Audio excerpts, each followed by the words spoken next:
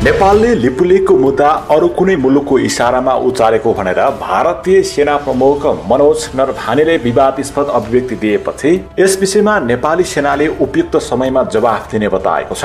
साथै यस विषयलाई नेपाली सेनाले जानकारीमा राखेको समेत जनाइएको छ। नेपाली सेनाले भारतीय सेना प्रमुखले लिपुलेख हुँदै कैलाश मानसरोवर जाने सडक निर्माणका सम्बन्धमा दिएको अभिव्यक्तिको उपयुक्त मञ्चमा आफ्नो धारणा व्यक्त गर्ने प्रतिक्रिया दिएको हो।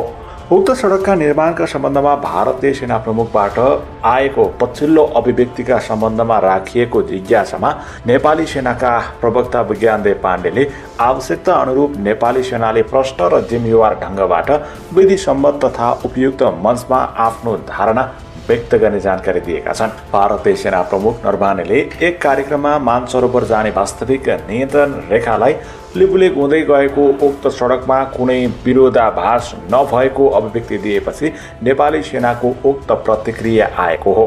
भारतले नेपालको लिपुलेख, कालापानी र लिम्पियाधुरा क्षेत्र अतिक्रमण गरी सडक निर्माण गरेको विषयमा नेपाल सरकारले यस विषयमा आपत्ति जनाउँदै प्रतिक्रिया दिइसकेको छ। यसअघि भारतले नेपालको उक्त क्षेत्रलाई आफ्नो राजनीतिक नक्सामा समावेश गरेकामा नेपाल सरकारसहित सम्पूर्ण राजनीतिक दलले उक्त नक्सा सच्याउन भारतीय सरकारको गम्भीर ध्यान आकर्षण गराएका थिए। पछिल्लो समय भारतीय सेना प्रमुखले नै पछिल्लो समय बनाएको सडक क्षेत्र भारतीय भूमिमा नै बनाएको विवादास्पद अभिव्यक्ति दिएपछि नेपाली सेनाले यस्तो प्रतिक्रिया दिएको हो। भारतले नेपाली भूमि अतिक्रमण गरेर दार्चुलामा सडक निर्माण गरेपछि यति बेला नेपाली आक्रोशित बनेका छन्। देश तथा विदेश र विश्वभर रहेका नेपालीहरूले यस विषयको विरोध गरिरहेको छ। सरकारले भारत र चीनसँग जोडिएको नेपाली भूमि सुरक्षा गर्न सशस्त्र प्रहरी बल एफएफ को बोर्डर अब्जर्भेसन पोस्ट VOP संख्या 500 पुर्याउने देरी खाका बनाएको छ। नेपाली भूमि अतिक्रमणका घटना बढ्दै गएपछि सरकारले सीमा सुरक्षार्थ सशस्त्र प्रहरीको उपस्थिति बढाउन लागेको हो। भारतसँग 1880 किलोमिटर लम्बाइमा नेपालको सीमा रहेकोमा त्यसको सुरक्षार्थ करिब 490 VOP पुर्याउने नीति लिएको छ। चीनसँग 15 जिल्लाले सीमा छोएकोमा सामरिक सुरक्षा र व्यावसायिक प्रयोजनका लागि नाका खुलाउने गरी आधा दर्जन VOP पुर्याइनेछ। चीनसँग 15 जिल्लाको 1414 किलोमिटर लम्बाइको भूभाग जोडिएको छ। राष्ट्रपति विद्यादेवी भण्डारीले आगामी वार्षिक नीति तथा कार्यक्रम सार्वजनिक गर्दै अन्तर्राष्ट्रिय सीमा सुरक्षा र संरक्षणमा सरकार प्रतिबद्ध रहेको बताइन्। अन्तर्राष्ट्रिय सीमा निरीक्षणको कार्यलाई निरन्तरता दिइनेछ। ऐतिहासिक सन्धि, नक्सा, तथ्य तथा प्रमाणका आधारमा कूटनीतिक माध्यमबाट भारतसँगको सीमा सम्बन्धमा विगत लामो समयदेखि बाँकी रहेका र समय-समयमा उठिरहेका विषयको समाधान गरिनेछ उनले भने। हाल भारततर्फ 120 VOP रहेकोमा 370 VOP थप्ने योजना अगाडि बढाइएको हो। बढीमा 2 वर्षभित्र हाल रहेका VOP संख्यालाई बढाएर 221 पुर्याइनेछ। त्यसपछि आवश्यकता, प्राथमिकता र महत्त्वका आधारमा क्रमशः अन्य स्थानमा पनि VOP विस्तार गरिनेछ। पहिलो चरणमा करिब 9000 जनशक्ति थपेर सशस्त्रको VOP विस्तार गर्ने प्रस्ताव गरिएको छ। यसलाई नीति तथा कार्यक्रममै समेटिएको गृह मन्त्रालयका एक अधिकारीले बताएका छन्। चीनतर्फ मुस्ताङको कोरोना, हुम्लाको हिल्सासहित मनाङ, बजाङ, ताप्लेजुङ, सिन्धुपाल्चोक, रसुवा र दोलखामा VOP राख्ने गरी खाका बन्ने क्रममा रहेको छ। बुधबार मात्रै दार्चुलाको छाङ्दोमा भारतीय सीमा नजिकै VOP राखिएको छ। केही महिना अघि मात्रै सङ्खुवासभाको किमाथाङका नाकामा पनि VOP राखिएको छ। सरकारले अपराध अनुसन्धान, नियन्त्रण, आतंकवाद गतिविधि तथा वित्तीय अपराध नियन्त्रण सुरक्षा निकायको सुदृढीकरण गर्न आगामी नीति तथा कार्यक्रम समेटेको छ। नीति तथा कार्यक्रम सार्वजनिक गर्दै राष्ट्रपति विद्यादेवी भण्डारीले चारवटै सुरक्षा निकायको आधुनिकीकरणलाई पनि नीति कार्यक्रममा समेटिएको बताइन्।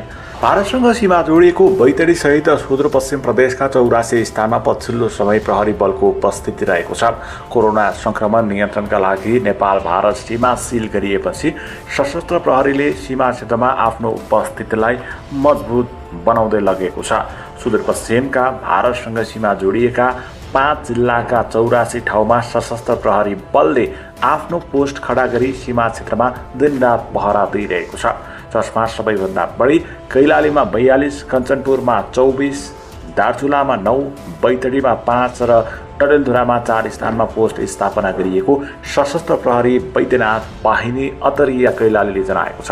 भारतबाट अवैध रूपमा नेपाल प्रवेश नरोकिएपछि सीमा क्षेत्रमा भिओपी पोस्ट र गुल्म स्थापना गरिएका बैद्यनाथ बाहिनीका बाहिनीपति सशस्त्र प्रहरी नायब महानिरीक्षक हरिशंकर बुढाथोकीले बताएका छन्।